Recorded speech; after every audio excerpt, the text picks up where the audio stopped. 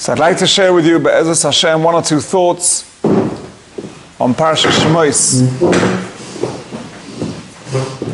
Of course, in Parashat Shemos, who takes central stage? Obviously, it's Moshe Rabbeinu. And we all know the famous pasuk that Moshe Rabbeinu says about himself when HaKadosh Baruch Hu asks him to go and speak to Paroi. He says, but I can't. Ki kvad peh u kvad loshein anoichi. Wasn't able to speak. I remember I once heard a shir from Rabbi Beryl Wine, and he said, Moshe Rabbeinu, our great leader, was unable to speak, which is a tradition which has remained with rabbis until today. But either way, Moshe Rabbeinu says about himself that he's a kvad peh.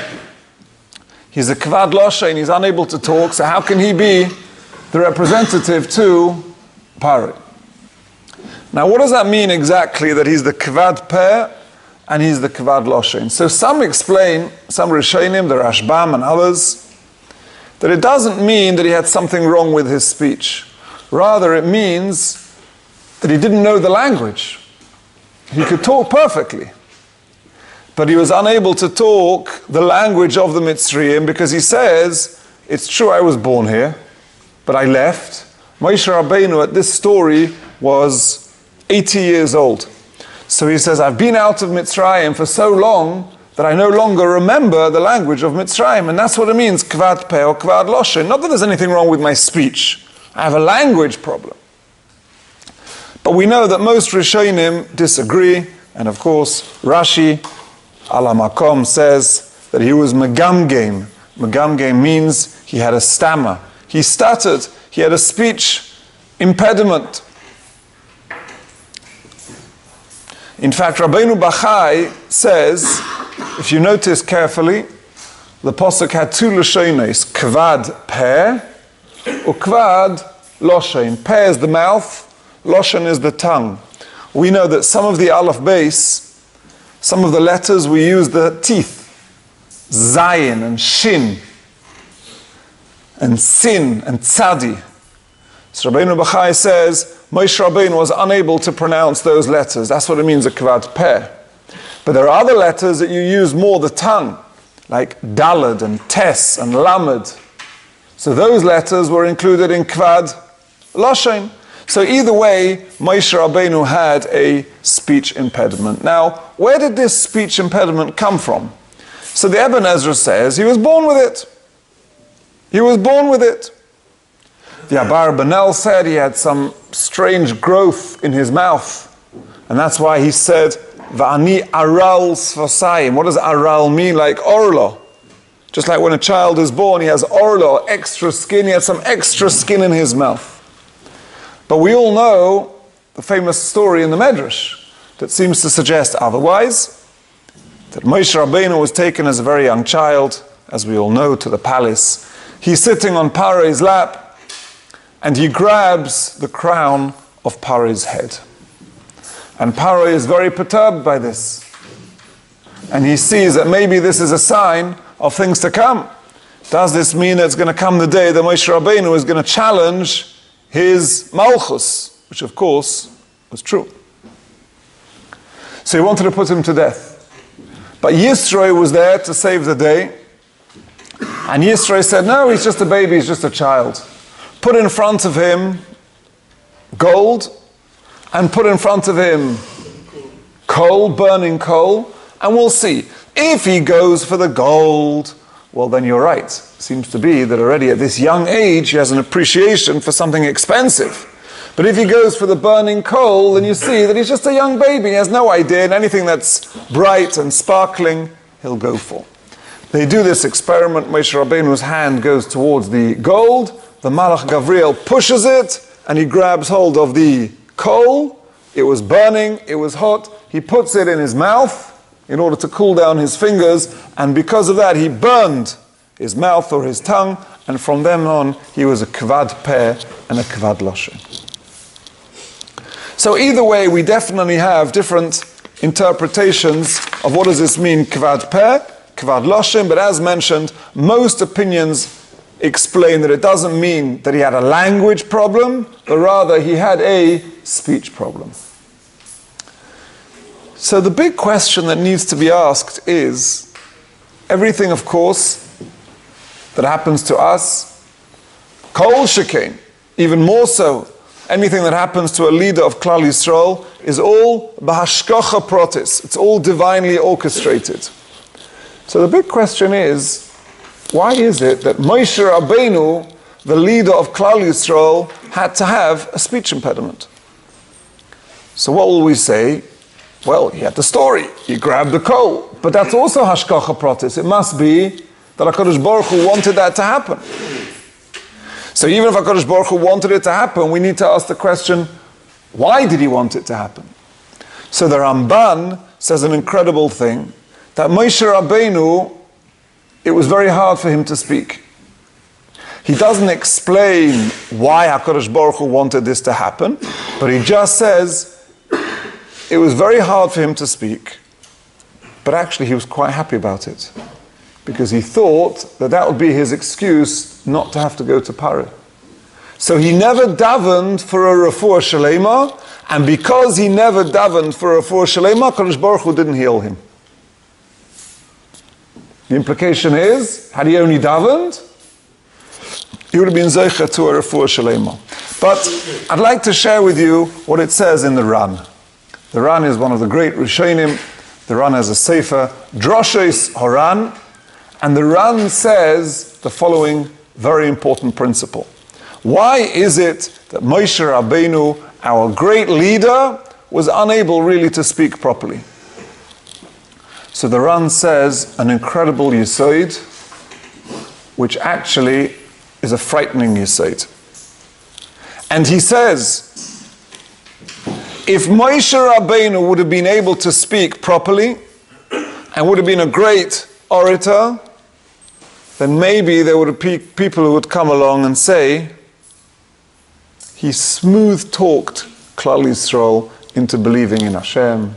He smooth-talked Klal Yisrael into accepting the Torah. He had a way of words. He was a magnificent orator. He had tremendous skills. So somehow he managed to brainwash people with his tremendous skills that he had in public speeches. So HaKadosh Baruch Hu organized that no, Moshe Rabbeinu, who is our great leader, who is the emissary of HaKadosh Baruch Hu to transmit the Torah to us, to the contrary, could not speak properly. So that nobody would ever say, well, it must be that he just poetically and neatly smooth-talked us into believing in Hashem. Sounds like certain politicians today. Absolutely. As they say, how do you know when a politician is lying? When he moves his lips, when he talks. Simple as that. So it's actually quite frightening. I've seen, and I'm sure maybe others have seen as well, a video clip of Hitler, Yimach Shemoy. Hitler, Yimach Shemoy, also, B'hashkoch, everything is B'hashkocha, was, according to some, the greatest public speaker in the last century. He was a phenomenal speaker. There's various footage, video clips of him addressing rallies of tens or hundreds of thousands of Nazis, Yimach Shemam, and he manages to whip them up into a frenzy with his koyach hadibur. And just to prove how dangerous a koyach hadibur is, we all know, historically, what was the whole Nazi propaganda? The Nazi propaganda was that there's something called the Aryan race. What is the Aryan race? It's the perfect, utopian, ideal human being. Look at the German, handsome, blonde, fair-haired, very good looking. That's the perfect being, and all others need to just be consumed. So what is the painful irony? That he himself was not that. In fact, he wasn't German. He was actually from Vienna, born in Austria. Neither was he handsome, nor was he fair-haired, nor was he blonde, nor was he tall. But he was a talker. He's giving this public rally to 100,000 people. Not one person stood up and says, excuse me, I have a kasha. something doesn't add up, something doesn't make sense over here. Why?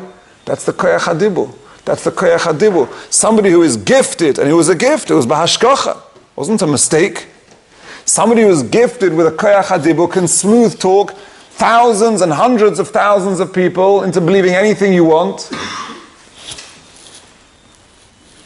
So lahavdil elef alfei havdolis, says the Ran, so that nobody should ever say that Moshe Rabbeinu had a way with words. He was a gifted orator.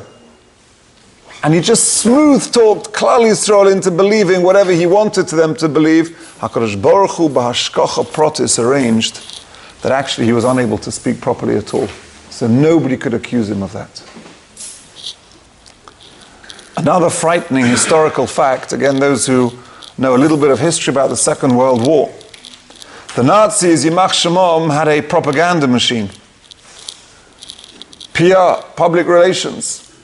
The head of it was one of their top men, and his name was Goebbels, Yimach Shemoy. This Goebbels had a theory, and again, just look how dangerous public speaking could be.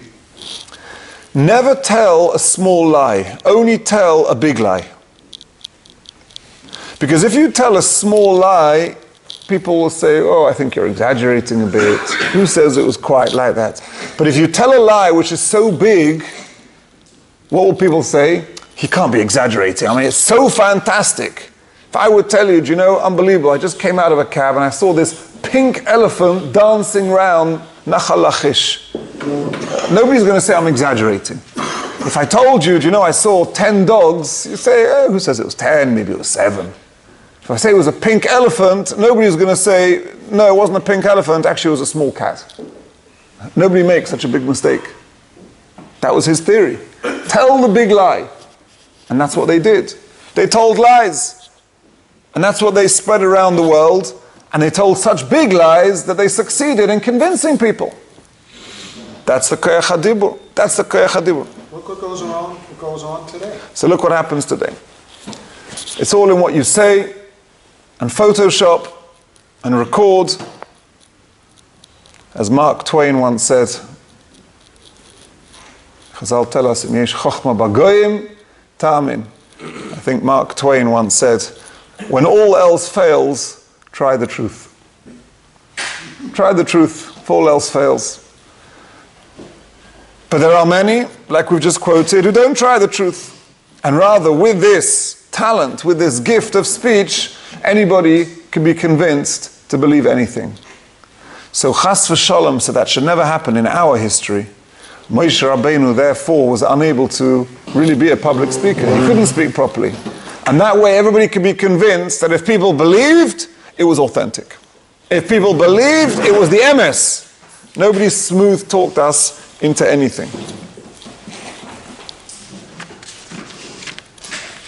But there is one other interpretation that I'd like to share with you, also very important, and this is the interpretation of the Malbim.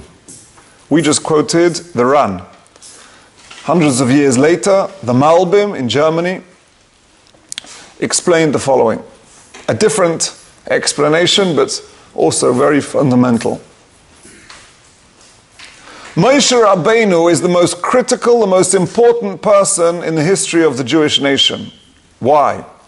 Not just because he was the biggest tzaddik, not just because he was the biggest Navi, but because Moshe Kibel Torah Misinai.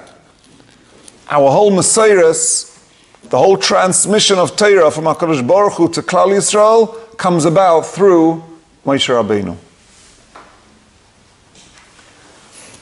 If one person would ever get up and query that who says Moshe Rabbeinu relayed the Torah in an accurate way, what would that do to our Messiahs? Finished. It's all over. If it's not accurate, if it's 1% incorrect, then that becomes 2 and 3 and 8 and 20, and then maybe it's all forged. Moshe Rabbeinu, Chazal said, had the Shechina which spoke through his throat. He couldn't speak at all. The Shechina was medaberes mitoich groinoi.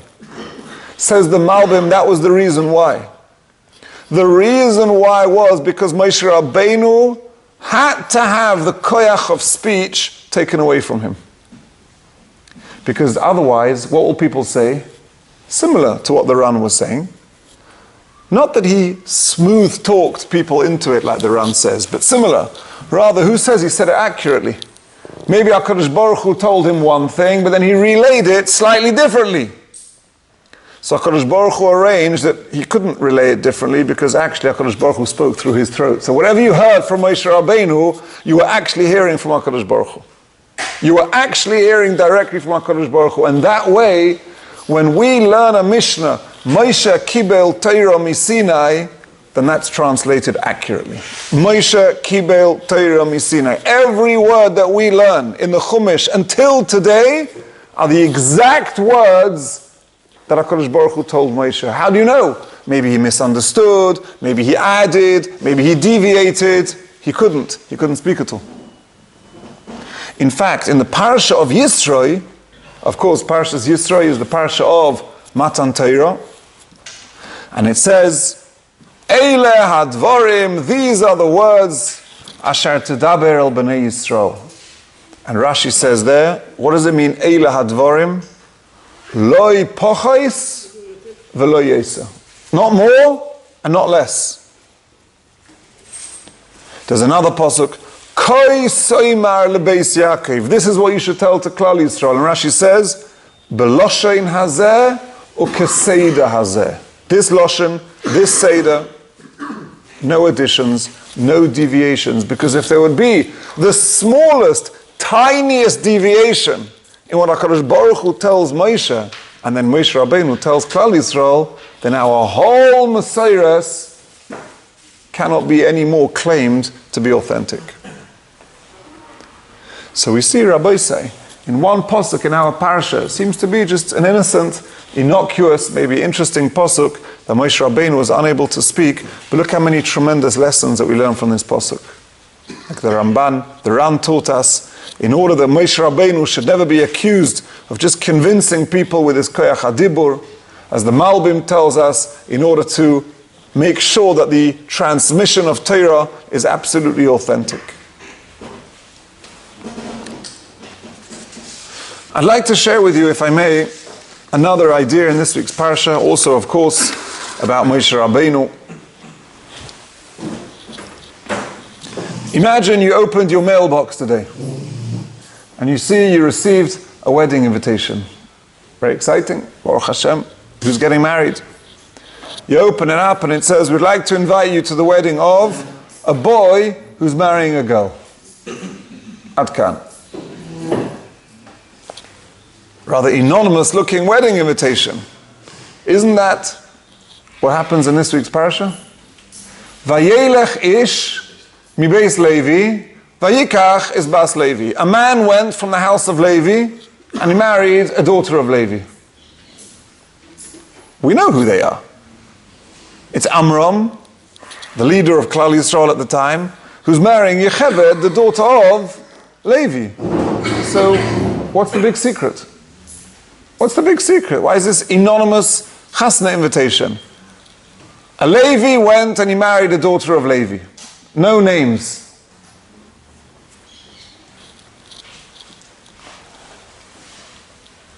So one interpretation may well be, just trouble me for just a cup of cold water. Yeah, shkret, sorry. Shkret, I'm sorry for my triach. So one interpretation might be the following, and this is very, very important. If it would have written in the Torah, Vayelech Amram, Vayikach es Yecheved. That's what we'd have expected it to say. Okay. Imagine if that's what would have been written. And then it would have carried on. They got married. They had 3 children, Aaron, Miriam, and Moshe. What would we all have said? What would we all have said? We all would have said, of course! If you have the leader of Klal Yisrael, shkech, tiskul mitzvahs, baruch atah Adonai Eloheinu melech haolam shakol niyeh b'dvarei. We would have all said, of course, if Amram marries Yecheved, so of course, who do you end up with? You end up with children like Moshe Rabbeinu, Aaron HaKohen, Miriam HaNeviah. It was all, as they say, a done deal. If you have parents, the Gedolei Hador, then you have children who are Gedolei Hador. And we would have read that pasuk, and we would all said to ourselves, so what about little me? My father's not the Gadol Hador. So if that's the case, finished, I'm doomed, there's no chance. Apparently you can only become great if you have great parents. So the Torah deliberately conceals the names of Moshe Rabbeinu's parents. All very vague, all very anonymous. Vayelech ish mi beis Levi vayikach es bas Levi. In order that you should know, do you know how Moshe Rabbeinu became Moshe Rabbeinu? Because he became Moshe Rabbeinu. There is no such thing as, well, I'm born to a great family, I'm born to great parents, that's it. As they say in Ivrit, ani mesudar. That's it, everything is just fine and dandy for me. No. In order to become great, one has to earn. One has to work hard to become great. How is that? He's a child of He is indeed a child of Amram. What the Torah is doing by concealing the names is telling you, don't think he became great as a result of his very illustrious lineage. You know, when I got married almost 25 years ago, our family are descendant of the Chassam Sofer and of the Ksav Sofer and of Rabbi Kiva Eiger. So the night before I got married, I was in London, and I get a phone call from one of the Roshei HaYeshiva of Gateshead, which is where I learned. His name is Rav Israel Rosenbaum, Shlita Sheyarech Yomim V'Shonim. And he says, he's a very proud descendant of the Chassam Sofer, etc. And he calls me and he says, I apologize, I won't be able to attend the wedding. And he gave me a bracha, and obviously he told me a Dvar Torah in the name of the Chassam Sofer. And then he said the following, something that I've never forgotten. He said, you know, you cannot go through your whole life saying, you know the Chassam Sofer? My great-great-great-grandfather.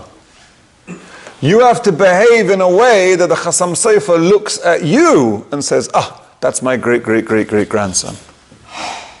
But just to say, I have a very chashuv, a big Zayda, Moshe Rabbeinu, it's true, had very illustrious parents. That's not why he became great. I got a call this week from a particular cheder in town who were inquiring about a certain family that had applied to this school, and they heard good things about the family. I said, fine, so what's the problem? So take the kid. Yeah, but we've heard that the grandparents, the parents of the person who wants to the kid, maybe they're a bit shaky. I said, if that's the case, you probably wouldn't have taken Avram Avinu into your cheder either. His father also wasn't exactly the most chashuv. He was an idol worshipper. So it's a good family, and the child is good, and the parents are b'nei Torah, the matter it's a.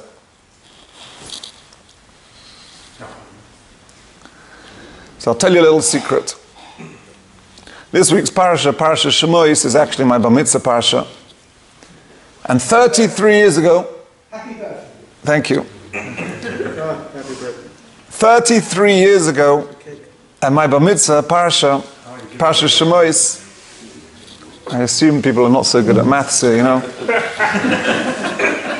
had a great cousin, a very, very big Talmud Chacham here in this country. He was nifter a few years ago. His name was Rabbi Genachowski.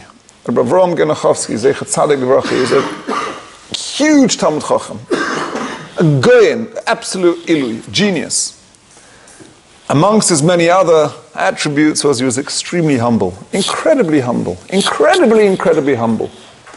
Somebody once asked him, I don't understand, you're so humble, but the Gemara says that a Talmud Chacham can have an eighth of gaiva. You can have 1 in 64 of gaiva. So he said, I was never good at maths.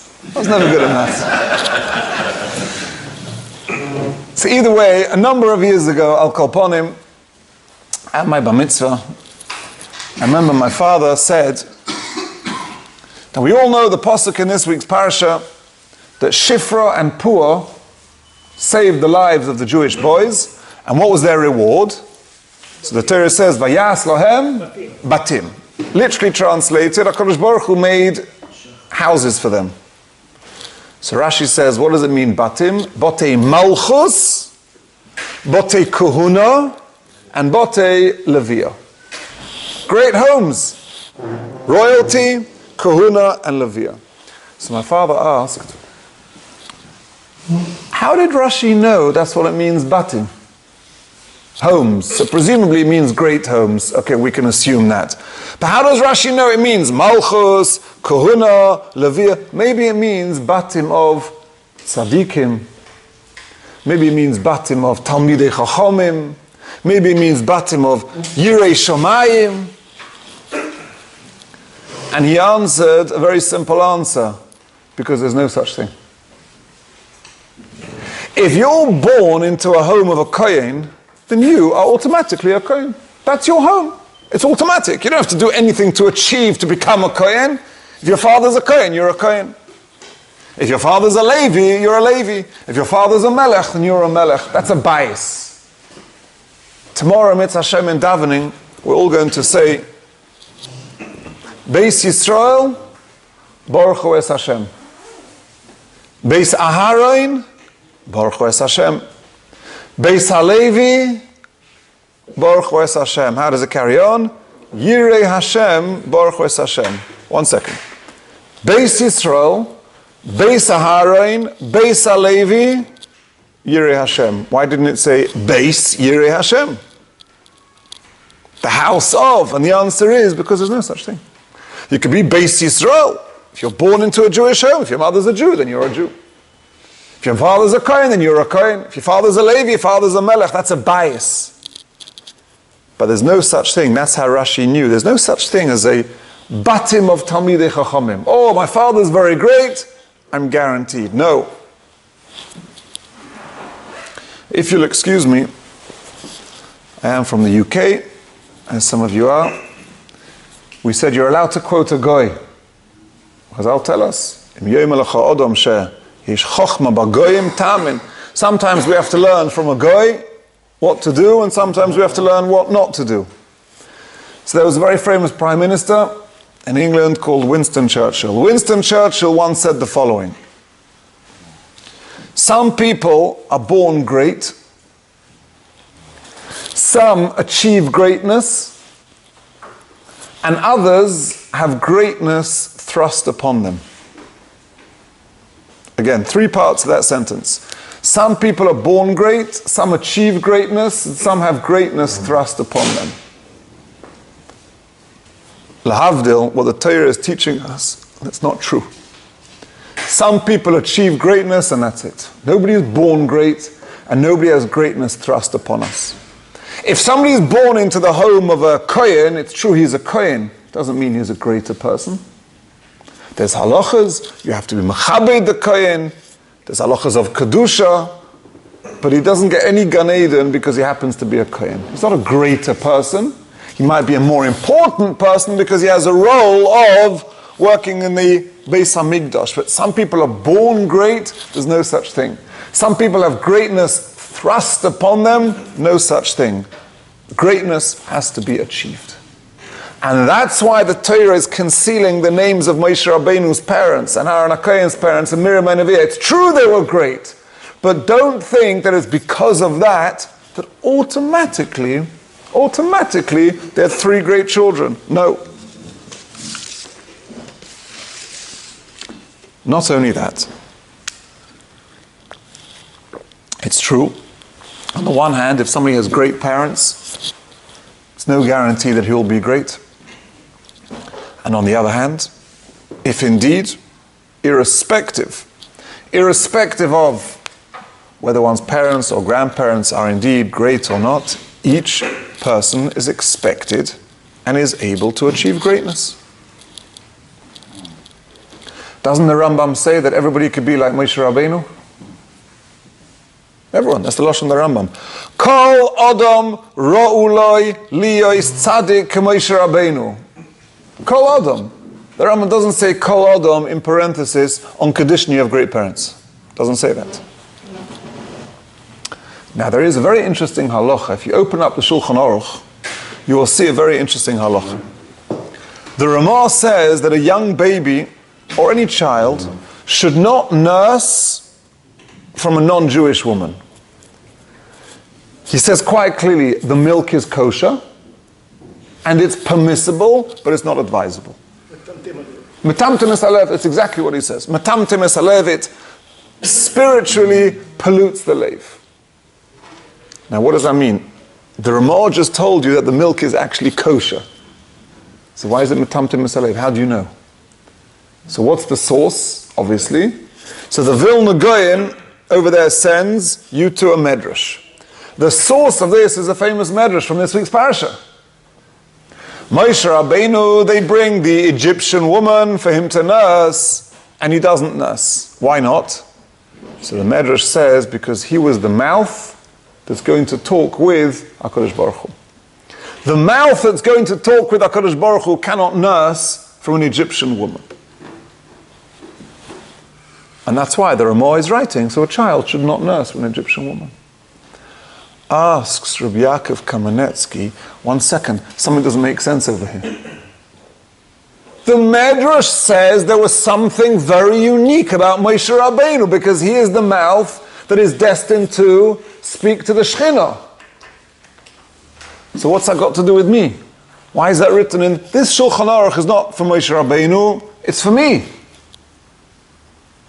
And clearly says Rabbi Yaakov Kamenetsky, this is a tremendous lesson. Do you know how you have to educate your child? With every hope, with every plan, with every tefillah that he could be Moshe Rabbeinu as well. You can't say, yeah, Moshe Rabbeinu, he couldn't drink the milk, but me, my child, what can become of him? I'm not such a great person. Doesn't matter. You have to mechanech your child that your child could be great. Do you know, this week, somebody in Ramah Gimel, I live in Ramah Gimel, made a bris, had a baby boy. So I know him, I called him up. He's not necessarily maybe somebody who's a Ben Torah. And I called him up and I wished him Mazel Tov, and you should be Zeicha, Legadloi, Leteira, Lechupa, Lemaisim Tevu.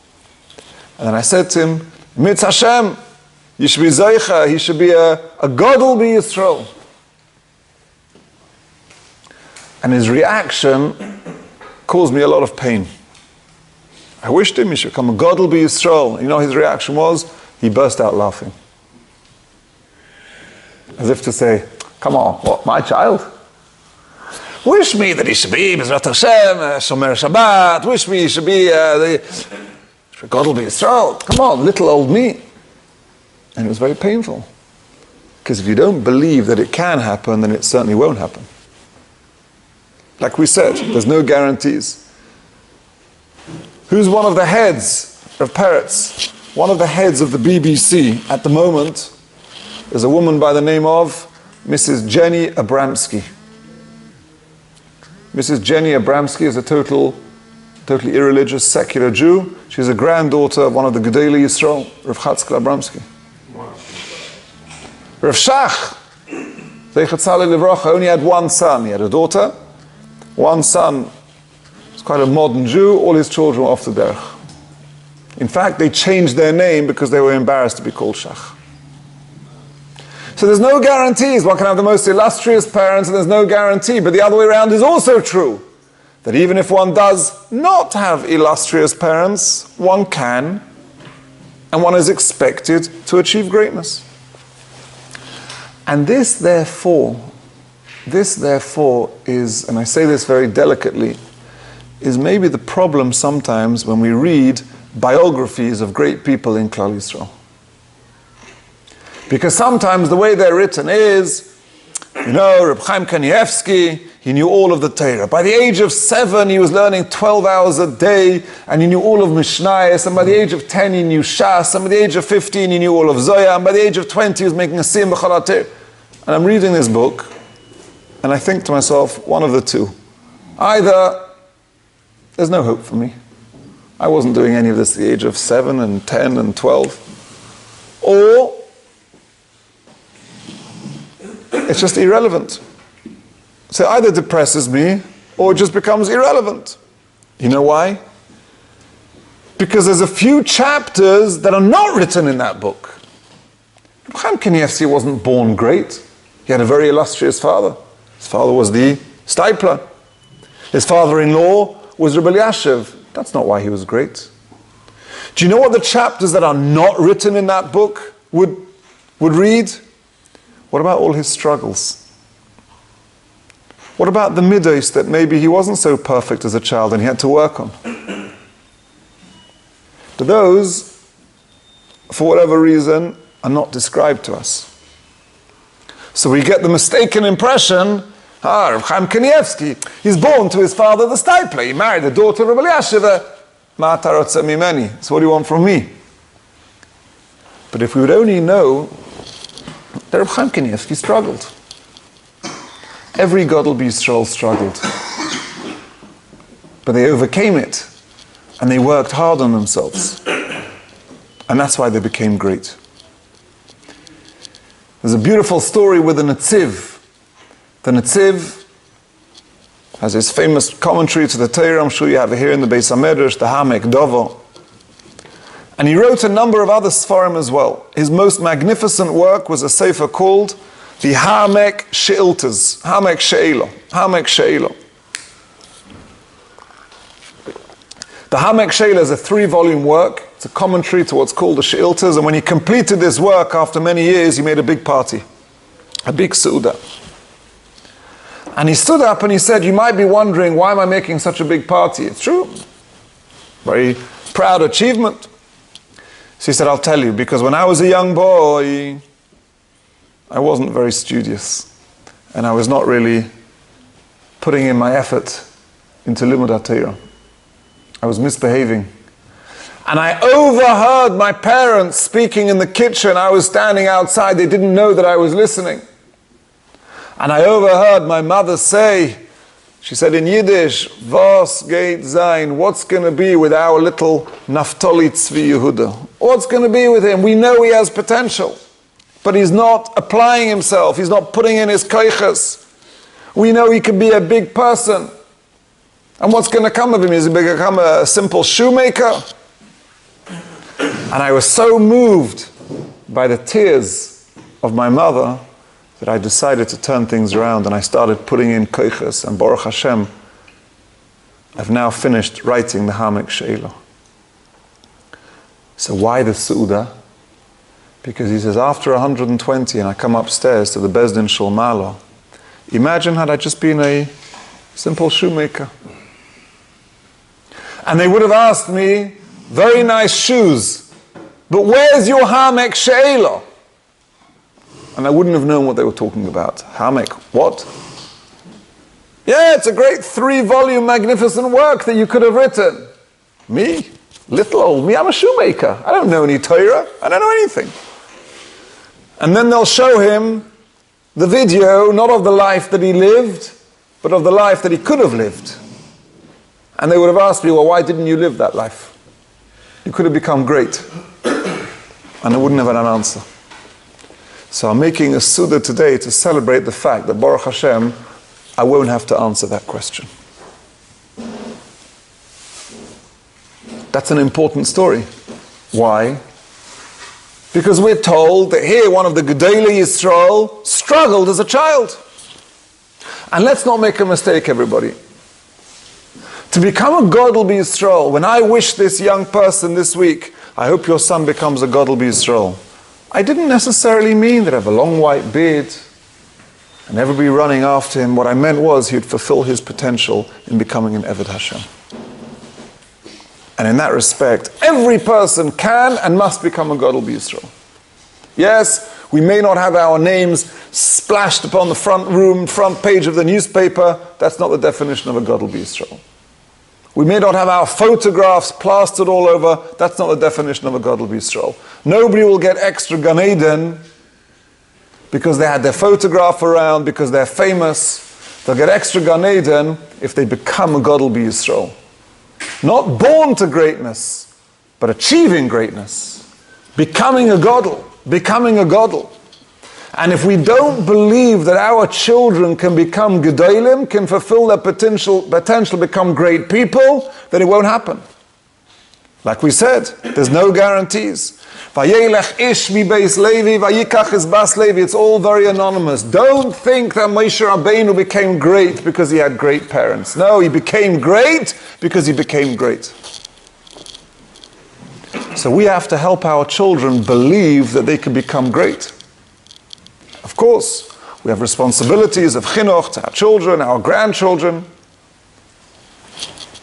Let me just finish with one very beautiful story. As we said before, you're allowed to quote from the Goyim. Im yesh chochma b'goyim ta'amin. I just want to read to you one paragraph. Maybe some of you have heard this before, but it's very moving and it's very beautiful. Thomas Edison was a great inventor. They claim that he invented the light bulb, although some disagree. But he was definitely one of the greatest inventors in recent history. So I'd like to just read one small paragraph. One day, Thomas Edison came home as a young child. And he gave a piece of paper to his mother, and he told her, my teacher gave me this paper and told me to only give it to my mother. I don't know what it says, but you have to read it. His mother's eyes were tearful as she read the letter out to her child. And she said, Thomas, this is what it says. Your son is a genius, and this school is too small for him and doesn't have enough good teachers for training him. Please teach him yourself. After many, many years, after Edison's mother died, Edison was one of the greatest inventors of the century. And one day he was looking through old family items, and suddenly he saw a folded paper in the corner of a drawer in a desk. It was this note from all those years back. And he took it up and he opened it. And on the paper was written, your son is mentally ill. We won't let him come to school anymore. That, in fact, was what was written on the note, and not what his mother had read out. Edison cried for hours, and then wrote in his diary, Thomas Edison was a mentally ill child, but by a hero mother became the genius of the century. It's a very beautiful story, but the limud for us is that we have to believe in our children. We have to believe that every one of them has a tafkid, and every one of them is destined to become great. And as we said before, greatness doesn't mean becoming all famous and have your picture on the front page of every newspaper and they sing for you when you come into a room. That's not the definition of greatness. When we come upstairs to the Bezin Shalmalo, nobody will ask them, well, how many times did they sing Yomim Alimei Melech when you enter the Beis HaMedrash? Nobody gets Gan Eden for that. But they'll ask him, did you fulfill your potential? And we as parents and as grandparents have that role to believe in our children. To invest them with this emunah, to daven for them, that they can become great. And like we said, it's a double-edged sword. On the one hand, even if the parents are indeed great, Amram and Yecheved, nobody should ever think that because Amram married Yecheved and they were the Gedolei Hadoir, so obviously they had Moshe Rabbeinu, Aaron HaKohen, and Miriam HaNeviah as children. No, it was not obvious. They became great. And Kol Echad could be, everybody could be like Moshe Rabbeinu. If we don't believe it can happen, then it will never happen. So Mitzvah Hashem, we should all have that Siyata D'Shmaya to fulfill our own potential, to become great people, and to see our children also fulfilling theirs.